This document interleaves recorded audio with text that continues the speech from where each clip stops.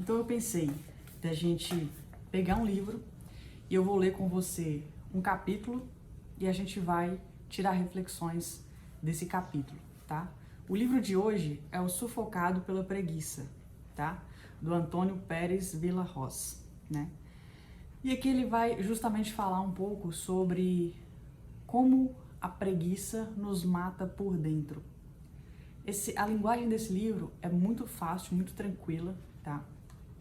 Ele fala bastante da preguiça de forma geral na vida do ser humano. E quando eu estava lendo esse livro, eu pensei, esse livro ele é muito bom para adolescentes, porque a linguagem é muito clara, as letras, né, não são muito pequenas e os capítulos são bem curtos, né? Então a leitura fica bem fluida, tá? Então a gente vai falar aqui no capítulo sobre a tibieza, né? Nesse capítulo aqui, onde ele explica um pouquinho o que é a tibieza, né?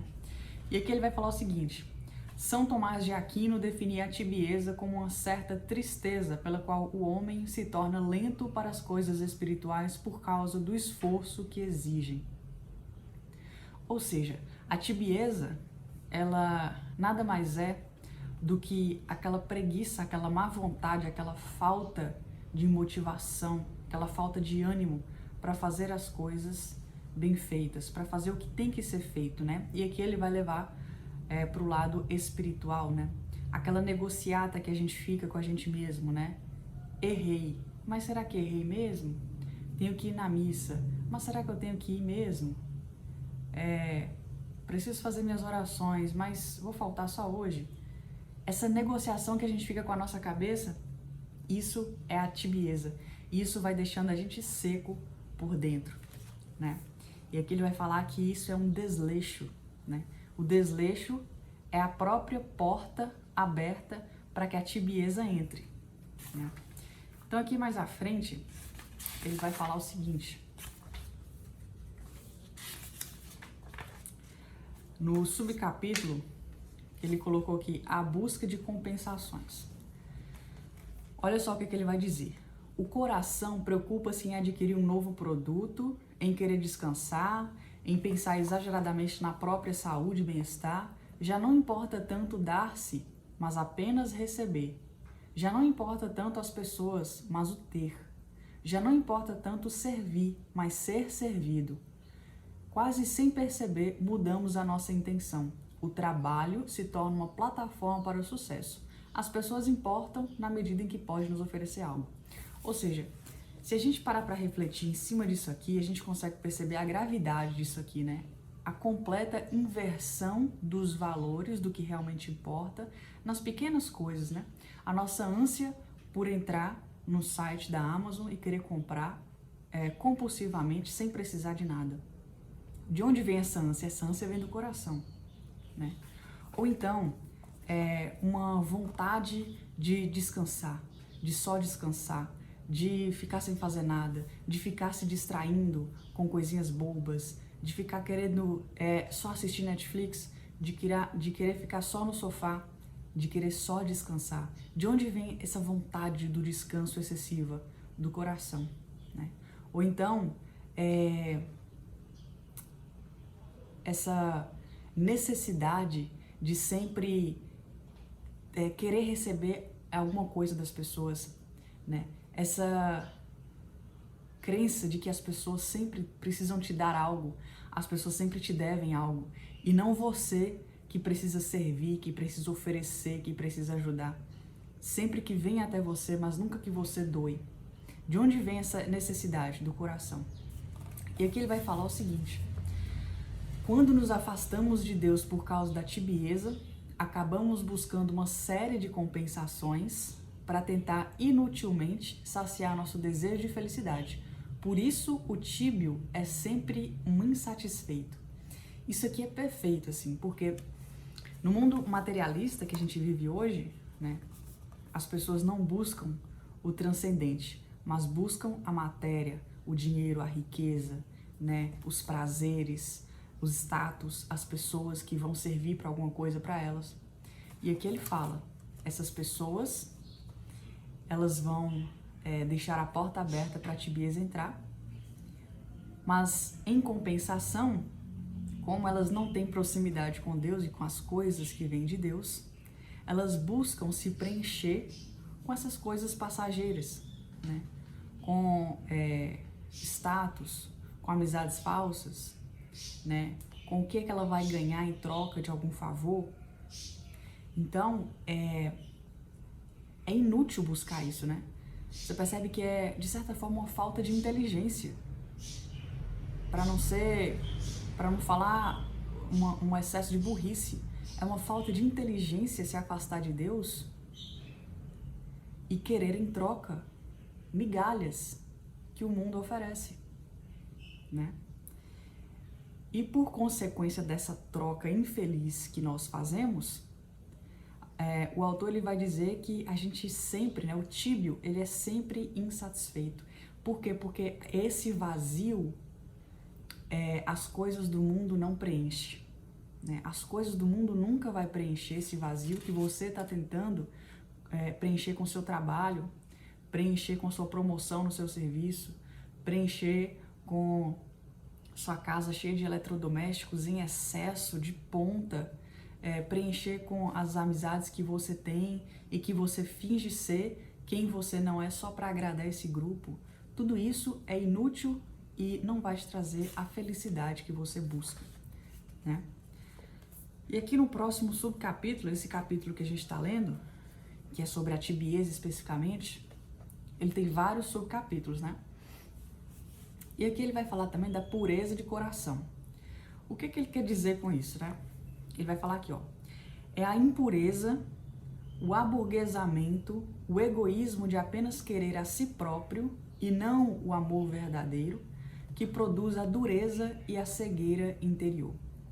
A limpeza de coração é indispensável para ver a Deus e é também necessária para ter um coração e um olhar para os demais. Ou seja, ele deu um problema aqui no subcapítulo anterior, né? Que é o quê? Bom, a gente está cometendo um erro, a gente está trocando as coisas de Deus pelas coisas do mundo. Isso não vai trazer felicidade, isso vai trazer tibieza, e tibieza, ele é um eterno infeliz, ele é um eterno insatisfeito. Aí ele vem falar aqui, como resolver isso? Pureza de coração. Você só vai conseguir enxergar a grandeza de Deus quando você limpar o seu coração.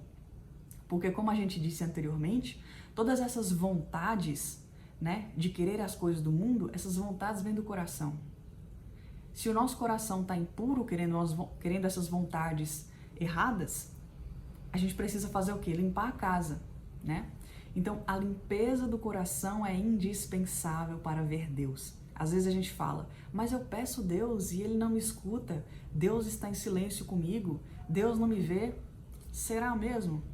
Ou será que o seu coração está tão sujo, tão impuro, que você não está conseguindo ver? Porque se Deus é perfeito, Ele é o Todo-Poderoso, não tem como Ele não te ver, não tem como Ele não te escutar, não tem como Ele não te cuidar. Ele é perfeito, Ele não cuida de um e não cuida de outro. Então, vamos olhar para nós e falar assim, por que que eu não estou vendo Deus, não escutando Deus, não estou ouvindo Deus? Talvez o meu coração esteja sujo de lama e eu preciso limpar. Porque quando eu limpo o coração, o que ele vai falar? Eu vou ter um coração e um olhar para os demais, né? Bom, quem não incorporou esse desejo de antes morrer que pecar, é porque ainda não compreendeu totalmente a beleza da vida cristã. Eu percebo muito isso, né? Às vezes na missa, assim, as pessoas não percebem, não dão valor à missa, acha chato, acha monótono, acha tedioso, porque não perceberam a grandeza da missa. Da mesma forma, as pessoas não dão valor, não sabem o impacto do pecado na nossa vida, não entendem a gravidade do pecado para a nossa vida, e por isso elas não entenderam ainda que é melhor morrer que pecar. Se o seu olho te faz pecar, arranque-o. Se a sua mão te faz pecar, arranque-a. isso não está escrito na Bíblia por acaso. Aquilo ali está querendo mostrar pra gente a gravidade do pecado. Olha só, você acha que morrer é a pior coisa do mundo que existe? Não, a pior coisa do mundo que existe é pecar. Muito pior que a morte. É a morte eterna, o pecado, sem o arrependimento, né? Então, quem não compreendeu essa situação ainda não entendeu a beleza da vida cristã. Então, às vezes, muitas vezes a gente não entende as coisas por falta de conhecimento, né?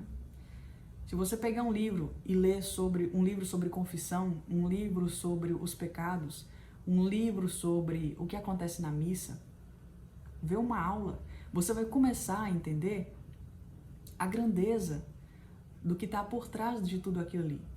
Porque você fazer as coisas por fazer, sem entender, realmente você não vai conseguir compreender a grandeza daquilo.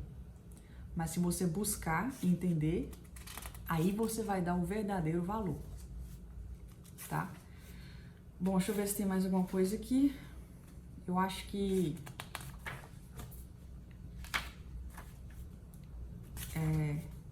deu para passar assim, um pouco da mensagem do que esse livro fala, né? É um livro bem fácil de ler, né? Uma última marcação que eu fiz aqui pra gente encerrar esse vídeo. Ele fala o seguinte: o que é a magnanimidade? Ânimo grande, alma ampla, onde cabem muitos, é a força que nos move a sair de nós mesmos, a fim de nos prepararmos para empreender obras valiosas em benefícios de todos, né? Então, busquemos ser magnânimos, ter a alma grande, ter a alma inflada, né, pelas virtudes que Deus nos dá a graça de ter. Porque com essa alma grande, com esse ânimo amplo, a gente vai conseguir olhar para as outras pessoas. A gente vai conseguir ter força que vai nos mover para fazer o que precisamos fazer. Entende? E aí a gente vai conseguir estar preparados para atuar no mundo, né? Para agir, para olhar para os outros, para servir, para ser útil. E aí a gente fecha as portas da tibieza na nossa vida, tá? Lembre-se sempre, a tibieza, ela é uma porta aberta quando você inverte os valores. Se você busca se preencher com as coisas do mundo, você está deixando a porta aberta para a tibieza. Mas se pelo contrário, você busca se preencher com as coisas de Deus, você deixa a porta aberta para magnanimidade. Sua alma vai crescer, né? Existe algum santo que cresceu deixando a porta aberta para a tibieza? Será? Ou eles buscavam a magnanimidade? Buscavam cuidar dos pobres, como Madre Teresa de Calcutá, Irmã dos pobres. Buscavam se formar e ensinar outras pessoas com a sua inteligência intelectual, como Santo Agostinho, São Tomás de Aquino, Santo Inácio de Loyola, né? Então, existe uma busca para que a gente deixe de lado o que nos afasta de Deus. E é isso que a gente tem que buscar sempre, não importa onde você estiver. Tá bom? Então fica aí a indicação desse livrinho aqui para quem tá tendo problemas de preguiça, tá? Vejo vocês no próximo vídeo. Até lá!